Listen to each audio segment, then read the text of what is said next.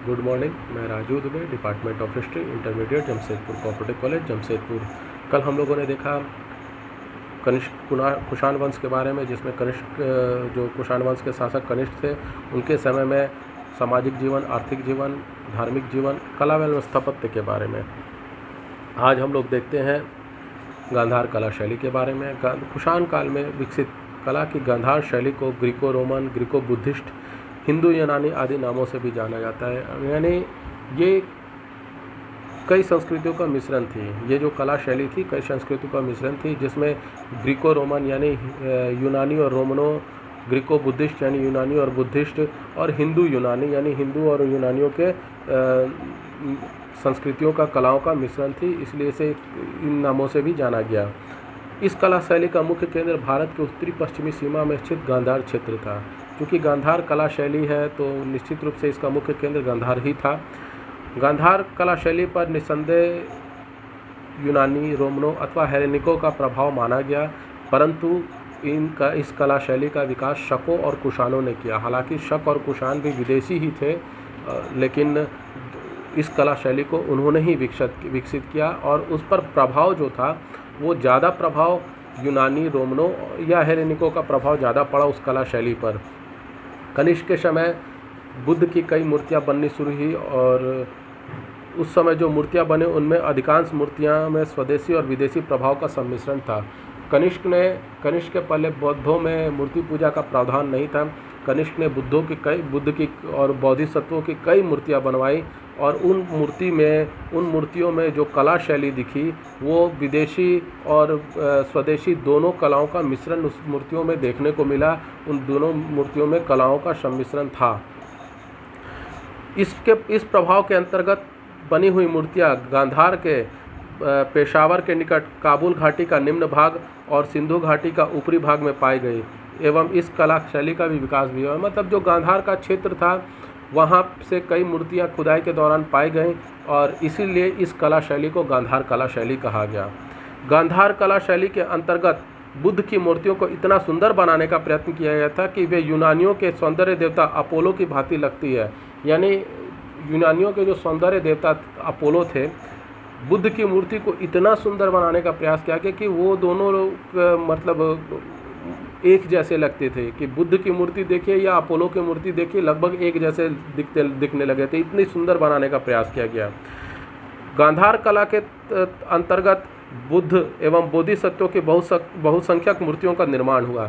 ये सभी जो मूर्तियाँ बनी बुद्धों और बोधिसत्वों, ये गांधार कला शैली के अंतर्गत बनी, और इनका निर्माण कनिष्क ने करवाया।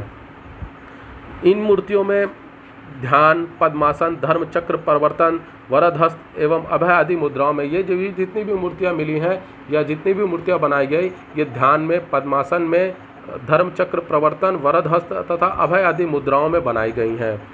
इसके साथ साथ बुद्ध के जीवन तथा पूर्व जन्मों से संबंधित विविध घटनाओं के दृश्यों, बुद्ध के जन्म, महाभिनिष्क्रमण, संबोधि, धर्म चक्र प्रवर्तन, महापरिनिर्वाण आदि का अंकन गांधार शैली में दृष्टिगोचर होता है। यानी इन मूर्तियों के साथ साथ बुद्ध के जीवन चरित्र से संबंधित महाभिनिष्क्रमण, संबोधि, धर्म चक्र, महापरिनिर्वाण आदि का जो घटनाएं थी उनका भी वर्णन, उनका भी चित्रण इस गांधार कला शैली में मिलता है। गांधार मूर्ति कला के निर्माण विषय महायान संप्रदायों की परंपराओं, धर्म पुस्तकों तथा कहानियों से लिए गए। मतलब इन जो कला शैली में जो चित्रण किया गया वो महायान परंपराओं के अंतर्गत धर्म पुस्तकों द्वारा लिया गया है, धर्म पुस्तकों से लिया गया है। इस मूर्ति में कुछ ऐसे चीज़ें दिखाई गई हैं जो देखकर लगता है कि यह मूर्ति एकदम सजीव है, और इतना सुंदर चित्रण किया गया है कि उस कला शैली को बहुत अच्छा माना गया। जैसे तपस्यारत बुद्ध का एक दृश्य जिसमें उपवास के कारण उनका शरीर अत्यंत क्षीण हो गया था, यानी बहुत दुबले हो गए थे, बहुत कमज़ोर हो गए थे, और गांधार कला के सर्वोत्तम नमूनों में से एक माना गया, क्योंकि उसमें इतनी बारीकी से, इतनी अच्छे तरीके से उस मूर्ति को चित्रित किया गया, उस मूर्ति को बनाया गया कि उसे देखकर लगता है कि सचमुच अगर कोई तपस्वी बैठा होगा तो निश्चित रूप से उपवास किया होगा, तो निश्चित रूप से उसका शरीर ऐसा ही हुआ होगा। वो एकदम सजीव मूर्ति लगती थी। नसों तथा पसलियों को अत्यंत कुशलतापूर्वक उभारा गया है, जबकि पेट अंदर को धंसा हुआ है। इसके बावजूद मुखमंडल की शांति और दृढ़ इच्छा शक्ति को प्रकट करता है। जो बुद्ध की तपस्यारत मूर्ति थी उसमें उनकी नसों और पसलियों को अत्यंत कुशलतापूर्वक उभारा गया, मतलब, और उसके साथ में पेट अंदर धंसा हुआ है। इसके बावजूद मुखमंडल की शांति दृढ़ इच्छा और शक्ति को प्रकट करती है। मतलब एक तरह से पूरी तरह देखा जाए कि एक तपस्वी अगर तपस्या में लीन है तो वो किस तरह से लीन हो सकता है, और अगर वो उसने उपवास करके लीन वो तपस्या कर रहा है तो उसके शरीर के साथ में क्या क्या प्रक्रियाएं हुई होंगी। पेट अंदर धंस गया होगा, नसें बाहर निकल गई होंगी, तो पसलियां उसको दिखाई दे रही होंगी। ये सभी चीज़ों का वर्णन बहुत बारीकी से इन मूर्ति कलाओं में किया गया है। अब इन मूर्ति कलाओं में कई ऐसी चीज़ें हैं जो भारतीय कला से स्पष्ट अलग करती हैं, पृथक करती हैं। तो वो क्या थी? मानव शरीर के यथार्थ चित्रण की ओर से विशेष ध्यान दिया गया है। इसमें मानव शरीर की सुंदर रचना एवं मांसपेशियों की सूक्ष्मता परिलक्षित होती यानी दिखाई देती है। मुच्छों एवं लहरदार बालों का भी अत्यंत सूक्ष्म ढंग से प्रदर्शन हुआ, यानी मानव का जो शरीर का चित्रण है वो पूरी तरह से बहुत बारीकी से और बहुत यथार्थ तरीके से किया गया। यानी अगर उस मूर्ति को कोई देखे तो लगे कि एकदम बहुत सजीव मूर्ति बना दी है, यानी अगर शरीर का मतलब दूसरा कॉपी बना दिया गया है, जिसको फोटो कॉपी भी कर सकते हैं, उस एकदम साक्षात उसे ही लाकर खड़ा कर दिया गया, डुप्लीकेट खड़ा कर दिया गया है। बुद्ध की वेशभूषा यूनानी है, उनके पैरों में जूते दिखाए गए हैं। प्रभा मंडल सादा एवं अलंकरण रहित है। चूँकि इस कला शैली में यूनानियों का भी प्रभाव रहा है, इसलिए बुद्ध को यूनानियों की वेशभूषा में दिखाया गया है। पैरों में जूते दिखाए गए हैं। प्रभा मंडल यानी कि चेहरे का जो मंडल है वो सादा दिखाया गया, और अलंकरण रहित यानी बहुत ज़्यादा श्रृंगार उसमें नहीं दिखाया गया, एकदम सादगी से परिपूर्ण उस मूर्ति को दिखाया गया है। शरीर से अत्यंत सटे अंग प्रत्यंग दिखाने वाले पारदर्शी वस्त्रों का अंकन हुआ है, जिनमें सलवटें तक स्पष्ट देखी जा सकती है। मतलब ऐसे वस्त्रों का उसमें अंकन किया गया है, दिखाया गया है, लगाया गया है, जिसको देखकर लगता है कि शरीर के अंदर जो आजकल भी बहुत सारे पारदर्शी कपड़े मिलने लगे हैं कि पहनने के बाद में भी देखो तो सब कुछ दिखाई देने लगता है। उस तरह का वस्त्र का वहाँ उनके साथ में अंकन किया कि शरीर के कटाव और नसों को दिखाया जा सके। साथ ही उस कपड़े में इतनी ये खासियत है कि अगर कोई बैठता है तो सिलवटें पड़ जाती हैं, वो सभी सिलवटें बारीकी से दिखाई दे रही थी। अनुपम नक्काशी भी इस कला शैली की विशेषता है।